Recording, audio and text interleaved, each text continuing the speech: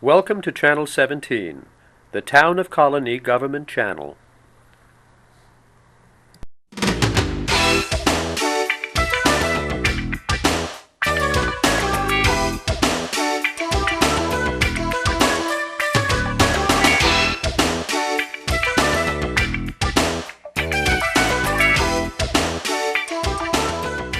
Hello and welcome to The Money Factor. I'm Richard Naylor, your host. Our program today is about SCORE, an organization set up to help businesses learn how to be successful. I want to welcome today our two guests, Don Finney and Bob Furlong. Thank you. And we talked a little bit before the show started. I asked you how many people know about SCORE. Of course, I know because you were one of our first programs. Millions of people in the country know because they've been helped by SCORE. But then you talk about somebody who needs your help and what are the chances that they know about SCORE. And you said that was a good question.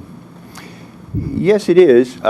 Many people do know about SCORE, and they know that we offer a service to help people start a business, or if they're currently in business, help them grow that business, or if they're looking to buy a business. And we offer the service free, no charge. We're affiliated with the Small Business Administration, and we've been around since 1964. We have around 10,500 counselors. That's nationwide. Nationwide, out of 385 different locations nationwide. Here in the Capital District, we counsel at about 4 different locations. So it's available to people. Many people know about it, and we appreciate the opportunity today to tell people more about it, because the more you tell about it, the more people know and the more they understand what it is all about. Yeah, we run into a number of people who have had experience with SCORE. They've come to us in the past, but a lot of people don't really know what we do. And that we work with not only businesses that are in the startup mode, but also businesses and small business, and the definition varies. 100 employees, 300 employees, sales of $1 million, sales of $5 million. We work with both existing companies that are perhaps encountering some business issues, maybe some people issues, perhaps some market issues or expansion issues. Perhaps somebody's looking to buy them, or they're looking to buy another business. And we'll do an analysis with them, work with them on what are they trying to accomplish, and then we'll recommend alternatives to them and help them achieve their goals.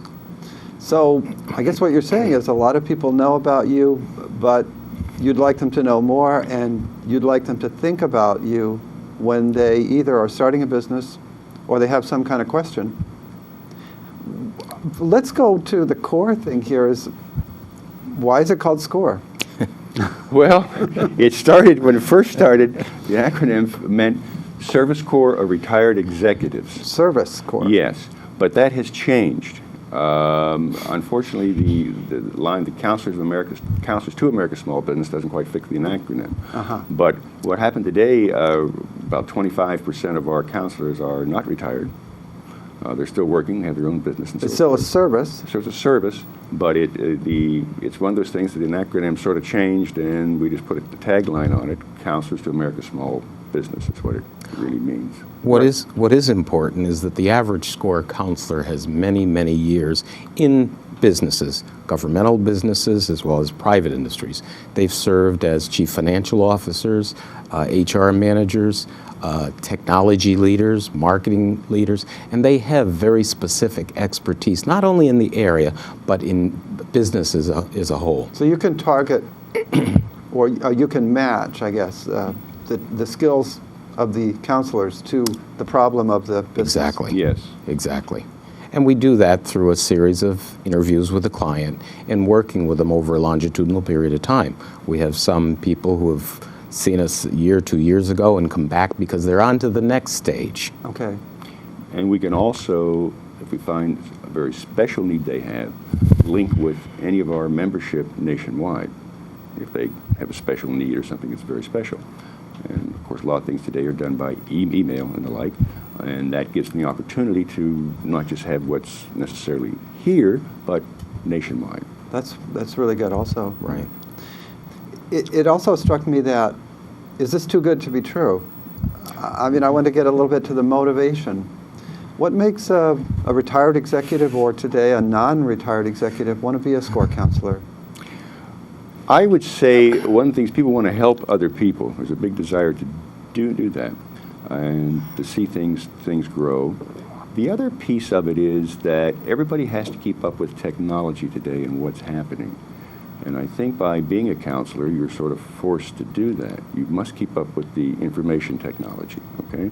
You must keep up with international export changes, which are coming big, financial changes. Things are changing very, very rapidly. We see it around us.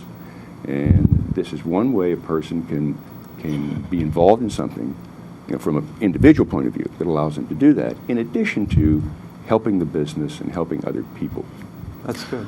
I think that the different counselors have different motivation, but there's some pretty horrible statistics on life expectancy and the age at which you retire, indicating that the younger you retire, the shorter the life expectancy. And we think that one of the reasons for that may be because people, it's a tremendous change going from very active lifestyle, as you have when you work for a big corporation, to doing next to nothing or doing very little. Or the following the dream, you thought you always wanted to fish 12 hours a day. Exactly, Right. because our bodies haven't done that. So there's a tremendous change that takes place. And this gives people an opportunity on a part-time basis to come back re-engaged, be reinvigorated, re-energized, and also give back at the same time. That's great. We've almost sold the audience that they should also come and help be counselors. So We'd love to have that effect. Sure. We always need counselors. Right. Now that we're actually engaging some of us who are retired and quasi-retired, we'd love to encourage CEOs of local businesses to have some of their business leaders come and volunteer sometime and counsel with us, because they're there, they've got the expertise, and it's a real valid community services. Small business still represent 52% of the employment of the United States, so we call it a small business, but it's a very large sector. And I think a lot of the growth in the local area has been with smaller businesses. Isn't that true? Probably the growth in most areas are smaller businesses, though we have nanotechnology coming here, which is in and coming, and they're usually the larger businesses. General Electric's still active, IBM is active in the area. So you have a combination of both. And then they attract. They have to have small businesses. I mean, that's one thing. They have to have small businesses help them. Maybe the services they want or things they need are many times provided by small businesses. I remember an old saw that just got put away. I think at the last program we were still saying, and some of other guests that I've had on have still said this, that something like 90% of small businesses fail, but the new statistics, which really aren't very new because SBA in 2003, I think, or 2, published an article that most businesses actually do survive, and many failures are not failures, they're just people close their business. But it goes on to say that even if you're batting 50%, that's not a great percentage if you're the person who's going to be losing half of. That's right. That's right. So That's right. I wanted to ask you, in this part of the show, why businesses often fail. A number of reasons. Probably one of the biggest reasons, they simply don't plan and think ahead. And the owners don't understand all the different functions they must do and must be able to do to be able to be successful. In addition, many times they don't see the changes that are coming in their various businesses and various segments they're in, and they need to keep up with it. It's really, in many cases, I always say this, whether you're running a multi-billion-dollar corporation or a million-dollar company, the things you have to do are essentially the same. It's just the magnitude of it changes. But and maybe you have to wear more hats. You have to wear more hats, and you have to be able to do that and understand that, or at least have somebody help you do it. We've often been asked, what type of person makes a good small business person? And I think there are probably 4 elements that every person considering going and opening their own business should have. Number 1, they should have a dream. They have something that they want to accomplish. They need to No, have... it's more than money, is what you're saying. Oh, it's more. Money's there, but not yet. Okay. They need to have something that is a key differentiator between them and other businesses. How are they going to stand out from the competition? Do they have expertise in a particular area? They're going to need some type of financing. Depending on the type of business, they may need a lot of financing. People will come to us and say, I want to do this, and they have no idea of financing. Well, isn't there an angel loan? Well, if there is an angel loan, it's still in heaven, okay, because they're almost non-existent. The most important thing they have to have is a passion. They have to have a driving desire to do this and to be successful, because they're going to wear more hats than they know. And it's oftentimes those hats that they don't know, the financial aspect, the marketing aspect, the customer interface, how to do their planning, how to secure money that they don't have. Find a location if it's a new business. What's the best, not only find a location, what's the best location for that type of business? Right. I think another person pointed out, or maybe it's a good example, Tri-State Laundries on Wolf Road, they have prime real estate, which they probably don't need. Right. In their case, though, it's not expensive. They've owned it since the 1950s. They were one of the first businesses on Wolf Road. But if you were going to move today to Wolf Road, you better have some traffic go through your shop on day one. That's right. And I think the other point is, if you're on your shop, people need to be able to make a left or right turn to get into it. Very simple things. Some of these streets you just can't make the left turn to get in, and therefore you'll go to the next easier to get to place. Right. So, and obviously that changes over time too. And do you have enough places to park the cars? Right. But when to take you back to the question you originally asked, is why do they fail? It's probably money, because they don't do the marketing, so they don't get the sales. Most people don't know how to market. They don't know the difference between marketing and advertising. Therefore, they'll spend money on advertising that yields them no return. Okay? Or it's cash flow. It's not knowing how to manage their books properly. Or it's not knowing proper pricing for their product. Do they know how to price a product in the market so that they can have a price that's competitive with other businesses performing like or similar work? Right, and making the cheapest price is not necessarily the right way to go. Right. People tend to like to do business with people they like, all right? And everybody needs what we call a unique selling proposition. Why would I do business with this company versus this company? And if you look at it, many times it's things of how well you're treated there. Just being nice to people, if you're interfacing with people, is very, very important.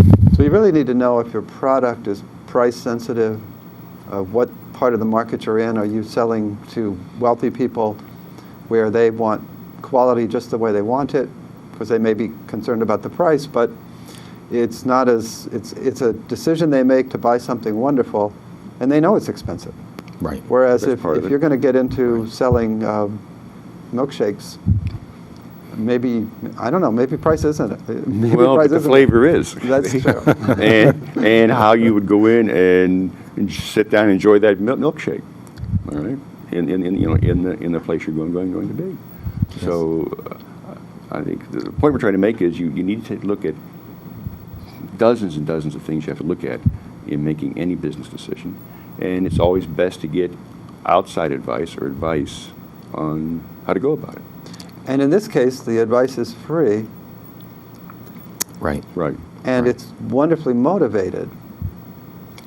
So that you're not trying to sell them alone. You're not trying to sell them advertising. No, not a thing. No, but if they need a loan, then we start talking to them about how to secure a loan. What they're going to need to get a loan, how have they been set up, do they have a good business plan, do they have a track record, what's their credit history, how good is their product, is their product going to carry the bank's interest so that they'll give them a loan, is this something so novel, so unique that it's going to be an instant sensation? Or they won't understand it? Or they won't understand it at all.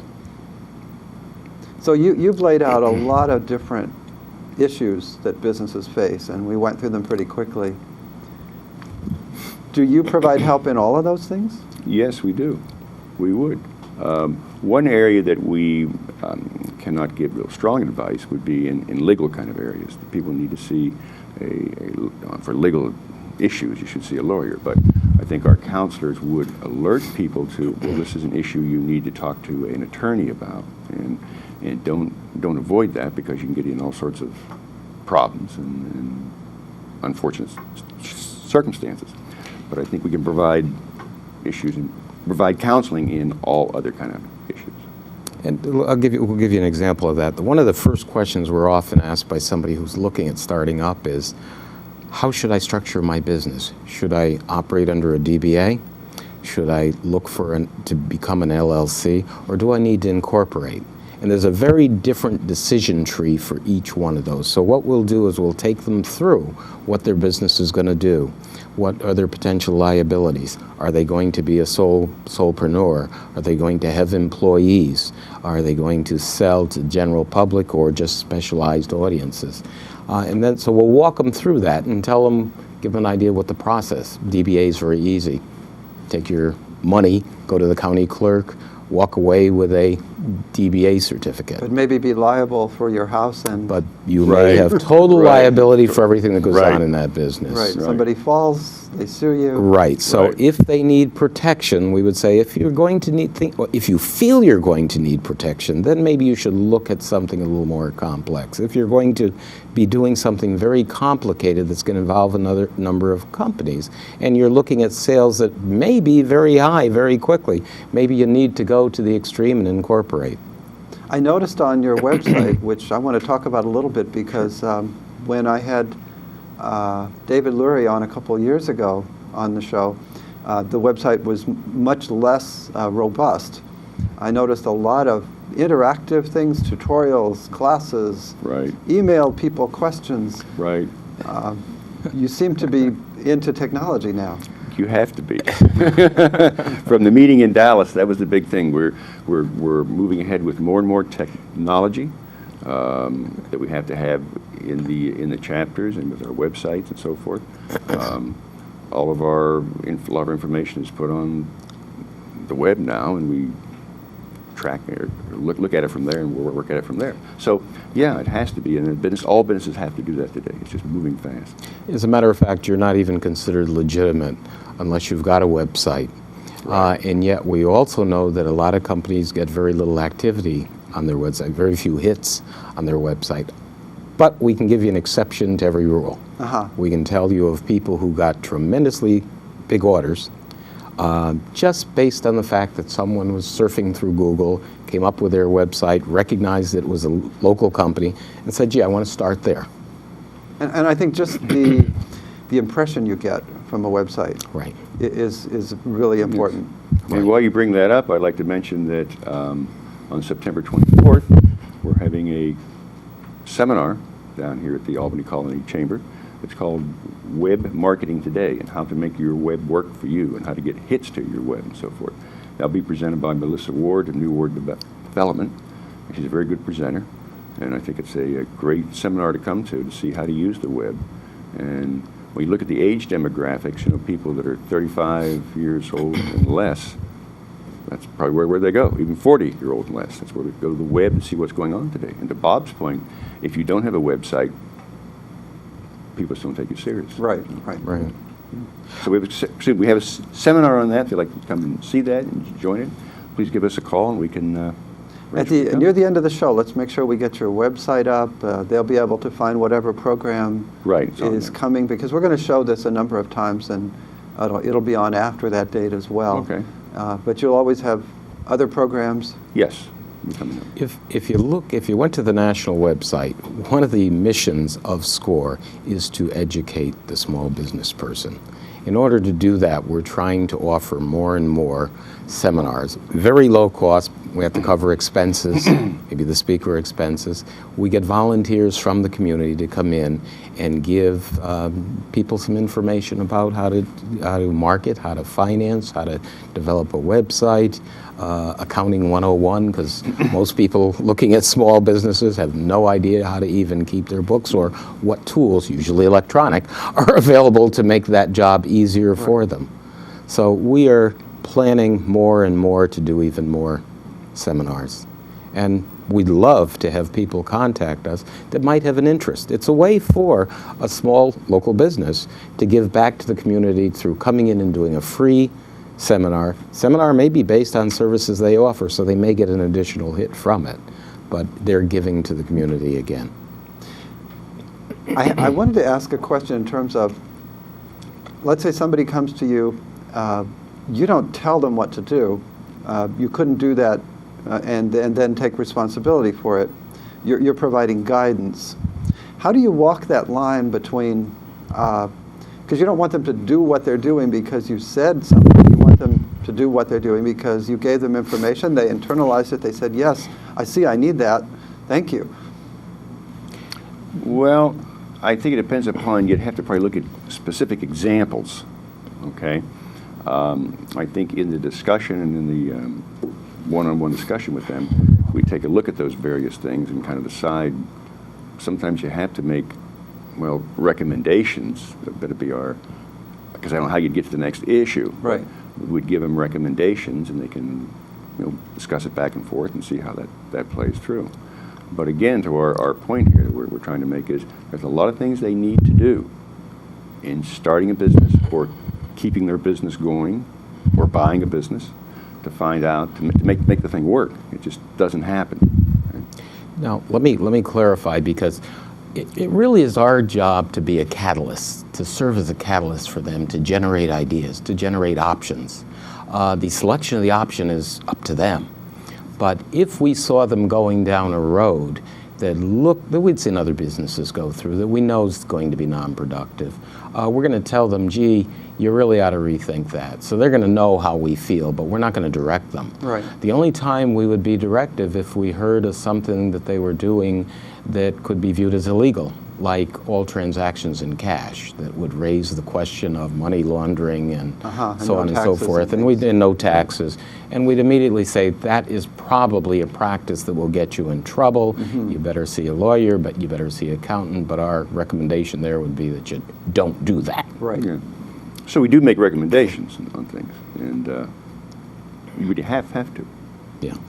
Let's take somebody through a typical scenario. Starting a new business, Mm-hmm. they watch the show, we'll put that in there, and they say, I think I'm going to call SCORE. How would that go? Let's say they said, I need some help, I'm starting a new business, I'm really not sure what I'm missing here. Well, what they would do, they'd call the office, and we would set up an appointment. And again, we counsel at 4 different locations here in the Capital District. I know you have one at the Chamber. The Chamber, we have one at the Southern Saratoga Chamber in Clifton Park. Okay. The Chamber at Saratoga, and the Adirondack Chamber in Glens Falls. So you reach way up there. Right. We've got all 4 of them, right along the Northway, more or less. Okay. And we would decide where's the best location for them to counsel, and then we'd set up a time. Usually here at Albany Colonie, we counsel on Tuesdays and Wednesdays, but in the other chambers we can counsel. It varies, and it can vary down here too. Mm-hmm. So they would call the office and make contact with them, and then give us some information on what they're trying to do, set up an appointment, and then they would come in and sit down with 1 or 2 counselors and review the initial contact. Then from there we'd make recommendations to them, and then highly recommend they come back for a second and third and multi-sessions, because this can't be done, it usually cannot be done in just one session. Right. It's Right. highly improbable to do. Right. Yeah. Right. Can I kind of recap what Don said? They can call us directly. Our office is staffed by volunteers, so we have set up a voicemail system, which means they probably will not get a live response. If they leave their name and number, what happens when our counselors come in, they pull the messages and they contact each person. They gather the purpose of that session is information gathering.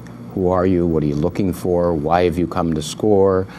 Give us a little bit about your background. So they're gathering some base data. So when they call for the appointment, you give them a little bit of an information in terms of what they should bring to that first meeting. If possible, if we can get enough, the more information we can gather So at if they have a that point, the business easier it plan, becomes. bring it. Right. Oftentimes, however, that doesn't happen until they're sitting across the table from us. Okay. And that's okay too. And that's okay too. Sure. Okay, so the initial step is to make an appointment. And we'll put you on a schedule. We'll try to slot people in Albany to our normal counseling session, but if it doesn't work, we'll meet with them, or we'll have counselors meet with them when it's convenient for them. People who are working 9 to 5 aren't usually available during our normal hours. So we'll meet with them after hours or on a Saturday at a location that they can determine. I see. So whether they're working or your counselor is working, you'll fit them together somehow. Right, sure. Right. Okay, that's one way. The other way is to go to our website, and our website has a link that they can actually request a counseling through the website. Same thing happens. Email comes into us, we contact them, we look at the schedule and bring them back. When they actually come in, what we do is we sit them down, as Don said, with 1 or 2 counselors, depending on how we're staffed that day. And we try to do it with 2 because Don's going to pick up something that I might not, or I might pick up something that he might. So 2 is a good way to start. Well, that's wonderful Yep. from the point of view of the entrepreneur. Right, right. And what we're doing is we're doing an assessment. You know, what are their goals? What are they trying to accomplish? Where are they in the continuum of starting a business? What type of experience do they have? Have they put together a business plan? So we're doing all of that data gathering. Why are they here? What are they looking for? Are they looking for information on how to start a business, how to write a business plan, how to cope with a market problem, how to cope with a competition problem, securing a new location? We have people come in that say, I'm expanding, I'm going to open another office in another location. Can we talk about how I might go through, do that? What would be the critical path that I'd have to follow? And we'll walk them through a process. From that perspective, we move into a role where we're really becoming a process consultant. We're trying to give them a roadmap to get to where they want to be. And we're also assessing the reasonableness of what they're trying to accomplish. Just like a bank would. Just like a bank would. And again, when you bring that up, preparing them to begin to put together the business plan which they're going to need if they're looking for a loan. And sometimes we see people that have business plans that seem to be 3 or 4 inches thick. No, probably 10 pages absolute Where do they tops. get those? Oh, I don't. They just keep writing and writing and writing, and no, it's got to be real quick. The rule of thumb is now probably no more than 10 pages, and then you have to do it in a certain fashion that the banks can see it, So understand it quickly. the business plan is more for them or more for a bank or? Good question. Both. One thing, the mistake people make is that they write a business plan, they put it up on the, put it in the file and leave it there. No, that should be reviewed to see how they're making against their forecast, meeting their numbers, reviewed probably monthly.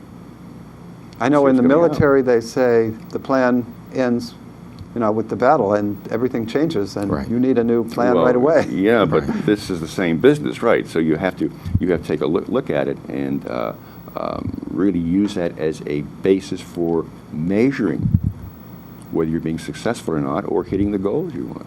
Or even looking at your own business cycle. Right. A business, what Don said is a business plan is a living document. Which means you have to be able to measure using that document. So there must Sure. be Right. metrics in there. There are sure. financial metrics in there, there are projections in there, in a good business plan that you can review and should review periodically. And that you can help them develop. And Right. oftentimes we'll do a review. Other times we're actually getting into the document saying, gee, here's how to format it, or what you really said here is this, and what you really meant isn't what you really meant this. Okay. If so, you might want to redesign it. You might have missed a critical point Don made. If they need money, if they're going to need a lot of capital to get started, and they don't have a business plan, don't even bother going to a bank. Right. Okay, a bank needs validation that you know what you're doing, you've got the initial funding to get you started, your business plan is solid, sound, and by the way that you can actually execute on it. And by coming to us and reviewing that business plan, we sort of get them, I'll use the term loosely, in a rehearsal to be able to, what the Right. bank's going That's right. to want to know. That's right. And that sounds like a really valuable. Right, and that meeting they're going to have with their bank. Get your mistakes out of the way. Right, because we all make them, make tons of them, and they have to think it through. And again, they're going to have to not only have it right initially for the banker to say, good idea, but then to be able to continue using that as a basis for measurement, whether they're being successful or not. So when we say that the first impression may determine your fate, in the case of coming into you, it doesn't, because you're helping them No. fix it. Right. We're safe. Right. Right. We're safe to talk to. We'll be critical when necessary, but we can be critical with them and they can walk away and make a change if they feel it's appropriate. Right. But, yes, go ahead. We're almost out of time. Let's do two things. Let's make sure that people can find you. So we'll put the website up. You can say what it is, and we'll... ScoreAlbany.org. Okay. That's the local one. The national one is score.org. And if they wanted to telephone? The telephone number is, write this down, make sure I didn't forget it myself, okay? 446-1118, extension 233. Great. So they'll be able to read that as well. Right. Now, what didn't I say that you wished I said or asked? Anything? I think I would say that, it's volunteer for SCORE, and we've worked with a number of small businesses. And I think most business problems can be solved. I think that the focus of many small businesses is not necessarily on the total business picture, and we're going to give them that focus. So we're here, we're available, we're free, we enjoy meeting with small business people, we enjoy working with them, and their success becomes our success. So I think maybe what you said, Bob, in the beginning, you need passion. So if they bring you passion and a little flexibility, Right. things should go pretty well. Exactly. The other thing that came out of the Dallas meeting is that small businesses over the next 20 years will be more and more involved with international business. Right. 50 by 2025, we're predicting about 51 and 52% of all small businesses will be involved with international business or international marketing, whatever, in some fashion. Wow. And the authenticity of the country is changing a great deal, and we have to take a look at that. You look at different kind of people that look at different things, and you need to be aware of that and plan your market in that regard. So one more reason why they could use some advice. Sure, because Right. and keep in mind that things are changing and changing very fast. Excellent. Well, Don, Bob, I want to thank you for being here. Well, we It's a appreciate pleasure. that very much. We don't have to wait 2 years to do this again. No, please, let's Anytime. not. Anytime. Great. Anytime you want to, we would be glad to do it. And I want to thank you for watching. I hope you enjoyed the show. You'll contact SCORE if you think you can benefit from them. And I hope you have a great week. Take care.